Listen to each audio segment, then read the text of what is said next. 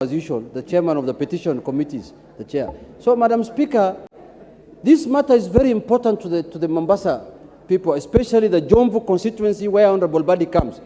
And I know, Madam Speaker, the road has been blocked by certain businessmen, by companies that are situated on that road, have decided to work in cohorts with Kenya to block the expansion of that road completely for the last 4 years.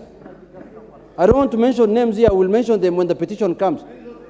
We mention them. Now let's spare the committee to do that work.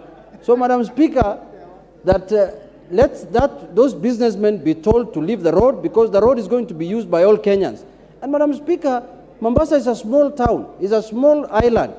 If there will be no proper accessibility, people in that town will suffer, Madam Speaker. And the issue of compensation has been a big problem in that area.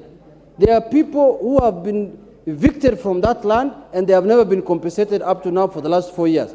So, Madam Speaker, I want to support Honorable Badi that this matter must be brought to conclusion, and the petition committee, Madam Speaker, give them not more than for 2 weeks to furnish this house with a proper report that can be useful to this house. Thank you, Madam Speaker. Member for Majority Leader, sorry. Thank you, Honorable Speaker, and let me support the petition by the people of Jomvu constituency in Mombasa.